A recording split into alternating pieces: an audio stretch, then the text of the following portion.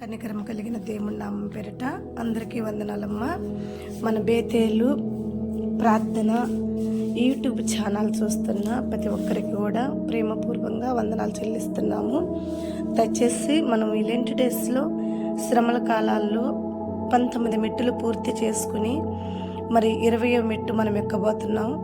మరి మనము ఈ లెంట్ డేస్ని దేవుడు మనకు ప్రేరేపణ చేసిన మూల అంశం ఏమిటి అని అంటే, ఏ స్థితిలో మనం పడిపోయి ఉన్నామో ఆ స్థితిలో నుండి మనం పైకి ఎక్కుటకు ఆశీర్వాదం అనే లిచ్చెన ఒక మెట్టులు అనమాట. ఒక్కొక్క మెట్టు కూడా మనల్ని పడిపోయిన స్థితిలో నుండి పైకి లేవనెత్తుతుంది. ఈ 365 రోజులు మనము రక్షింపబడుటకు మన చుట్టూ ఏ లోయలు రాకుండా దేవుడు ఒక లిచ్చెన మనం ఎక్కే ఆశీర్వాదం అనే మెట్టులు అనమాట. అయితే ఇప్పటికి 19 మెట్టులు మనం పూర్తి చేసుకుని ఉన్నాం. ఈరోజు 20వ మెట్టు మనం ఎక్కబోతున్నాం. ఈరోజు మనము ఎవరు ఉపవాసం తెలుసుకోబోతున్నాము అని మనం చూస్తే, కీర్తన గ్రంథంలో దావీదు గారు ఒక ఉపవాసం ఉన్నారని ఆ సందర్భంలో ఆయన మాట్లాడటం మనం చూసాము.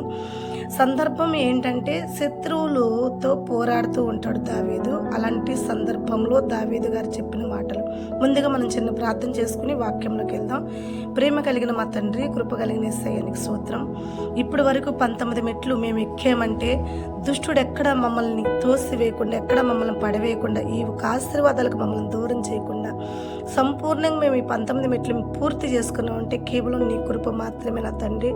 అందుకే మీకు కృతజ్ఞతాస్తుతులు చెల్లిస్తున్నాం దేవా. ఇక మీదట మేము ఎక్కాల్సిన మెట్టులు కూడా మమ్మల్ని సంపూర్ణంగా ఎక్కించి, దుష్టుడి చేతి నుండి మమ్మల్ని తప్పించి, నీ దయగలిగిన హస్తంతో మమ్మల్ని ఎక్కించమని యేసు నామములో ప్రార్థించి అడిగి వేడుకుంటున్నాం తండ్రి, ఆమేన్. ఈరోజు వాక్యం వచ్చేసి చెప్పాను కదా, దావీదు గారి మాటలు, దావీదు గారు ఒక ఉపవాసం అని. మరి దావీదు ఏ సమయంలో ఎవరి కొరకు ఉన్నాడు అనే ఉపవాసం మనం చూద్దాం. కీర్తనల గ్రంథం 35వ అధ్యాయము 13వ వచనం. అయితే ఇది 35 కాడి నుంచి మనం ఫస్ట్ నుంచి చదువుకుంటే దావీదు ఒక శ్రమలు మనకు అర్థమవుతాయి అనమాట. దావీదు దేవుడి వద్ద పోరాడుతున్నాడని అర్థం. ఎంత పోరాడుతున్నాడంటే, ప్రభా నన్ను శత్రువులు చుట్టుముట్టి ఉన్నారు, నన్ను హింసిస్తున్నారు, నన్ను బాధ పెడుతున్నారు, అనుదినము నన్ను చంపాలని నా మీదకి లెగిసేవారు అనేకరై ఉన్నారు.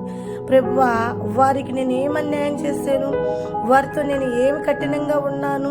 వారికి నేను వ్యతిరేకంగా లేనే? నాకు అప్పచెప్పిన పనిలో నేను నమ్మకంగానే వాళ్ళని పరిపాలిస్తున్నానే అని దేవాతి దేవుడితో పోరాడుతూ మాట్లాడుతున్నట్టు మనకి ఈ వాక్యం తెలియజేస్తుంది.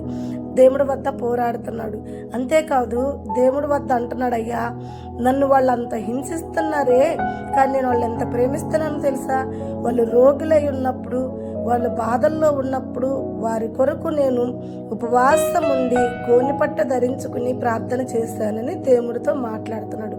అవును ప్రియమైన బిడ్డలారా, దావీదు గొర్రెల కాపరిగా ఉన్నాడు.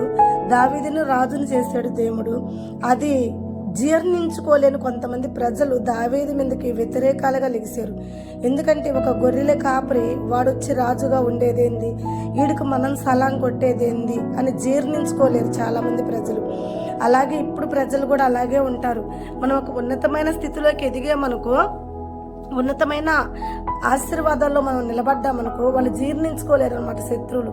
ఇదేంది నిన్నగాకి ఇవ్వాలి వచ్చింది, ఇదేంది ఒంటరిగా పోరాడుతుంది, ఇల్లేంది ఎందుకు లేని వాళ్ళు, వీళ్ళకి ఇంత హెచ్చింపు పట్టమేంది, ఇలా మనం జీర్ణించుకోలేక చాలా ఇబ్బందులు పడుతూ ఉంటాం.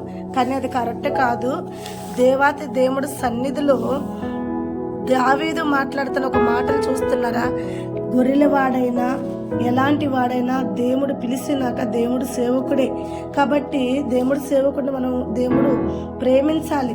అలాగే రాజును కూడా దేవుడు ప్రజల కొరకు రాజుగా నిర్మించినప్పుడు రాజును మనం ప్రేమించాలి, రాజుకు లోపడాలి. కానీ ఆ ప్రజలు రాజును ఎంతో ఇబ్బంది పెడుతూ ఎంతో హింసిస్తున్నా కానీ ఆ ప్రజల కొరకు ఉపవాసం ఉండి దేవుడి వద్ద పోరాడాడు అనమాట. దేవుణ్ణి అడిగాడు.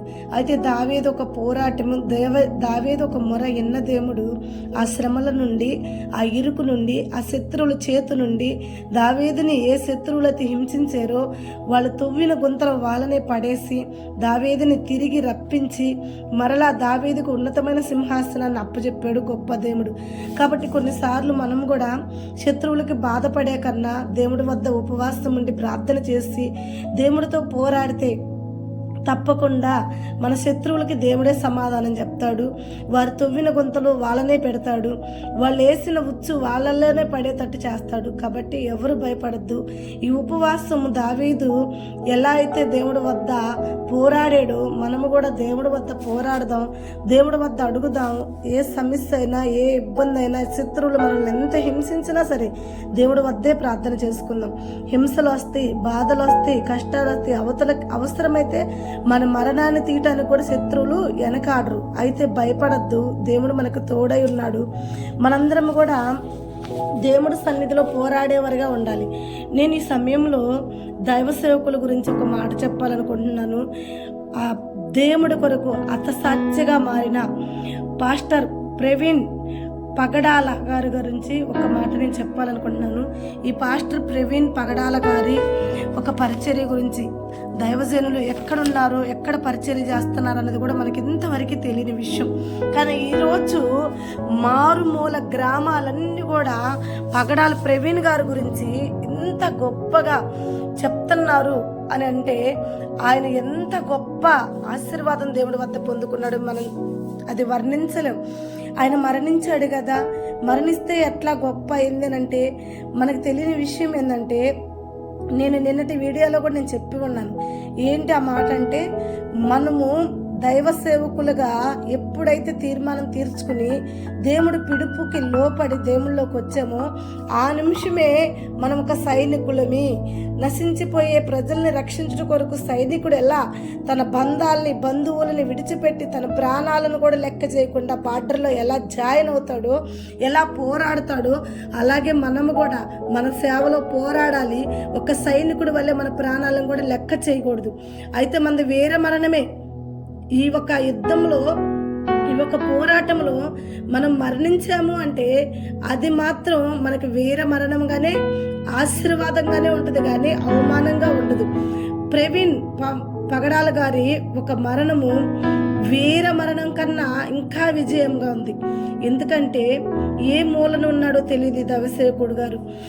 మన లాంటి వాళ్ళకి అసలు తెలియటం కష్టం. ఇంకా అనుదినము కొంచెం దగ్గరగా ఉండి పెద్దవాళ్ళకన్నా అయితే ఈ ఒక్క పాస్టర్ గారు ఒక విలువ, ఆయన యొక్క అర్హతలు, ఆయన ఒక పరిచర్య తెలుసు, కానీ మనలాంటి వాళ్ళకి అసలు తెలియదు.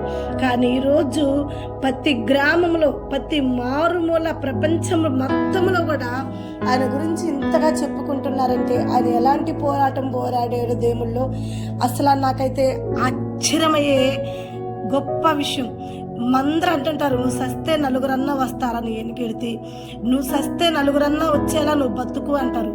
నలుగురు కాదు, అసలు నువ్వు నేను వర్ణించలేనంత మంది ప్రజలు ప్రవీణ్ గారు ఎన్నికెడితే నడుస్తున్నారు. అతని మరణాన్ని అంతమంది జ్ఞాపకం చేసుకుంటున్నారంటే ఆయన మరణించాడని మనం అందరం అనుకుంటున్నాం, కానీ ఆయన స్థిరమైన జీవితంలో ఉన్నాడని నేను అనుకుంటున్నాను. ఎందుకంటే ప్రవీణ్ ఒక మరణము అది వీర మరణం కనుక అందరిలో కూడా విజయాన్ని రేపిస్తుంది. ఇప్పుడు వరకైతే భయపడిన దైవ సేవకులందరము కూడా ఇక ప్రవీణ్ గారు ఒక మరణం తర్వాత భయాన్ని విడిచిపెట్టే పరిస్థితులు వచ్చినాయి. ఎందుకంటే నిన్నటిదాకా భయపడ్డోళ్ళమే అందరమే. ఏ నిమిషంలో ఎవరు ఏం చేస్తారో తెలియక ప్రాణాలు గుప్పిట్లో పెట్టుకుని ప్రాణాల కొరకు భయపడ్డాం. కానీ ప్రవీణ్ గారు ఒక మరణం అందరికీ ధైర్యాన్ని తీసుకొచ్చింది. మంచి పోరాటము పోరాడి, ఎంత మంచి పోరాటం అంటే దేవాతి దేవుడు లేఖనములో రాపించినట్టు 2 తిమోతి 4:7 రాసినట్టు మంచి పోరాటము పోరాడి తిని నా పరుగు కడముట్టించి తిని విశ్వాసముని కాపాడుకుంటేనే ఎలా అయితే పౌలు గారు చెప్పారో అలాగే ప్రవీణ్ అన్న కూడా మంచి పోరాటం పోరాడాడు. ఎంత మందిలో గొప్ప పేరు సంపాదించుకున్నాడు. ఇలాంటి దైవ సేవకుడు ప్రాణాలు పెట్టి మరి ఇంతమందిని సంపాదించుకున్నాడు. దేవుడి కొరకు అత సాక్షిగా మార్చబడ్డాడు. అన్న చనిపోయాడేమో కానీ అన్న ఇంతమందికి బలాన్ని ఇచ్చాడు అంటే అన్న పోరాటం ఎక్కడ చనిపోదు.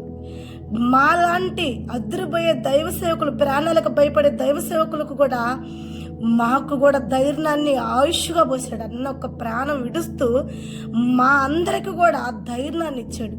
ఎంత గొప్ప దైవ సేవకుడు, ఎంత గొప్ప పోరాటము పోరాడాడు. దేవుడు కొరకు ప్రాణాలు పెట్టిన పోరాటం. ఆనాడు పౌలు, ఆనాడు పేతురు, ఆనాడు యోహాను దేవుడి కొరకు హతసాక్షులుగా మార్చబడ్డారని లేఖనములో చదివాము, విన్నాము. ఈరోజు ప్రవీణ్ అన్న మరణాన్ని కల్లారా చూసాము. దేవుడి కొరకు ప్రాణం పెట్టిన అన్న, దేవుడి కొరకు ఆ అన్నం కనీసం ఎక్కడుంటాడో కూడా తెలియదు, కానీ అన్న కొరకు కన్నీరు కార్చామంటే ఎంతమంది అన్న పోరాటాన్ని ఇంతగా జ్ఞాపకం చేసుకున్నామంటే అన్న పోరాటం అంత మంచి పోరాటం పోరాడు. నేను ఈ సమయంలో అన్న గురించి ఇంతగా ఎందుకు నేను చెప్తున్నాను అంటే, ప్రతి దైవ సేవకుడు ధైర్యంగా అన్న వలె సువార్త ప్రకటించాలి.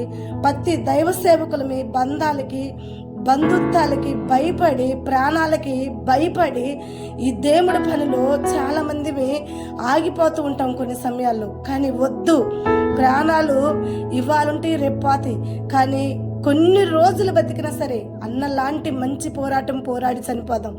అప్పుడు మన ప్రాణాలు వీరమరణంగా ఉంటాయి. తండ్రి వద్ద జీవ కిరీటాన్ని మనం పొందుకోగలుగుతాం. ఇలాగే మనము కూడా మంచి పోరాటం పోరాడితే మన వెనక వస్తున్న ప్రతి పరిచర్య చేసే బిడ్డలు, ప్రతి సేవకులు కూడా ఉన్నతమైన పునాది మీద కట్టబడిన ఇల్లు వల్లే ఉంటాయి వాళ్ళ జీవితాలు కూడా. అన్న ఒక్క మరణం మనందరికీ కూడా ఉన్నతమైన పునాది లాగా నిలబడింది. ఆ పునాది మీద ఇల్లు కట్టి వాడు స్థిరంగా నిలబడతాడు. అలాగే ప్రతి దైవ సేవకులు కూడా ఎన్నో శ్రమలు వస్తాయి, ఎన్నో ఇరుకులు వస్తాయి. దేవుడు చెప్తానే ఉన్నాడు, నా నిమిత్తం ప్రాణం పెట్టి వాడు తన ప్రాణాన్ని కాపాడుకుంటాడు.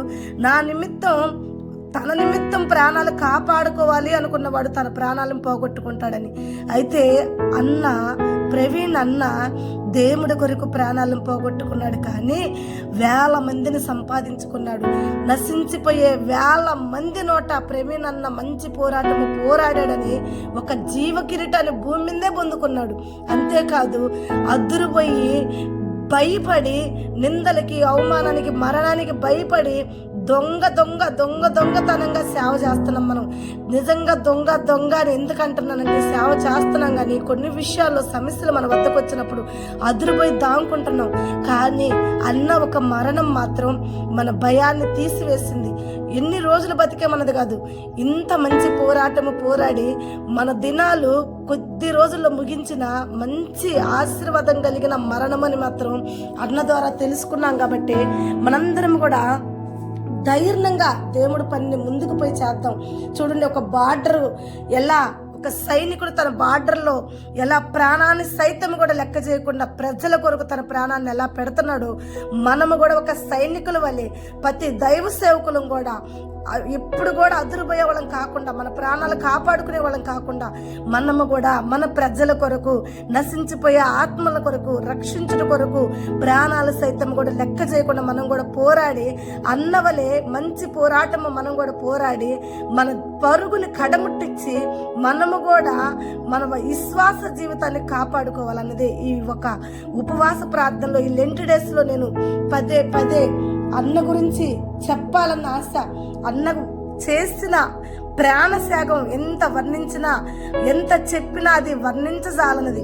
కాబట్టి ప్రతి దైవ సేవకులను కూడా ప్రాణాలకు భయపడకుండా ఒక సైనికుల వలె పోరాడి నశించిపోయే బిడ్డలను రక్షించి దేవుడి వద్ద, ఒకవేళ శారీరకంగా మరణించినా పర్లేదు, దేవుడి వద్ద జీవ కిరీటం పొందుకునే వారుగా ఉండాలని, మరి అన్న కుటుంబం కొరకు మనందరం కూడా ప్రార్థన చేయాలని, ముఖ్యంగా ఈ వీడియో చూస్తున్న ప్రతి ఒక్కరు, ఈ వాక్యం వస్తున్న ప్రతి ఒక్కరు కూడా అన్న కుటుంబం కొరకు ప్రార్థించండి. అన్న విడిచిపెట్టిన పని, తన భార్య, తన బిడ్డలు కూడా ముందుకు నడిపించాలి. అన్న పరుగు ఎక్కడ కూడా ఆగిపోకూడదు. అన్న వెలిగించిన దీపం 1000 దీపాలుగా కోట్ల దీపాలుగా వెలగాలని వారి కుటుంబం కొరకు అందరం ప్రార్థన చేద్దాం.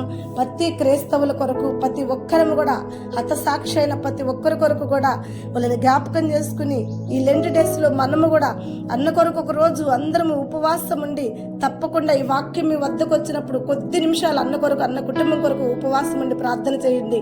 అలాంటి గొప్ప దేవసేవకుని తలుసుకున్నట మనకు ఆశీర్వాదం. వాక్యం సెలవిస్తుంది, నీతిమంతులను జ్ఞాపకం చేసుకున్నట ఆశీర్వాదం అంట. కాబట్టి ఇంత గొప్ప పోరాటము పోరాడిన అన్నని మనం జ్ఞాపకం చేసుకుందాం. ఈ లెంట్ డేస్ లో అన్న కొరకు కూడా మనం ఉపవాసం ఉండి ప్రార్థన చేద్దాం. ఆశీర్వాదాలకు మనం కూడా వారసులుగా నిలబడదాం.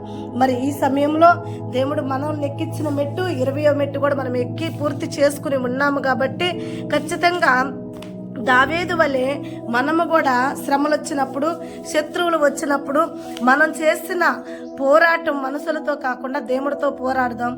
దావీదుని ఆ పోరాటంలో నిలబెట్టి కాపాడిన దేవుడు మనల్ని కూడా నిలబెట్టి మనల్ని కూడా కాపాడిన గాక. Praise lord.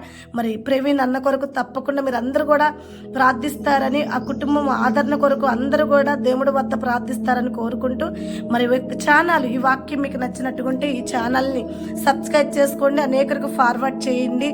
మరి మీరందరూ కూడా ఈ వాక్యములు అనుదినము ఎదుగుతూ దేవుళ్ళలో ఉన్నతమైన ఆశీర్వాదాలనే మెట్టులు ఎక్కాలని ప్రేమపూర్వకంగా కోరుకుంటూ, సాతాను ఎక్కడ కూడా మిమ్మల్ని తొట్టిరలేకుండా, సాతాను ఎక్కడ కూడా మిమ్మల్ని పడగొట్టకుండా దేవుడు కంచె ఏబు కుటుంబానికి ఎలా అయితే వేసాడో మీ కుటుంబాలకు కూడా అలాగే వేసి మనకు పరిచర్యని కూడా దేవుడు దీవించాలని యేసు నామములో అడుగుతున్నాం.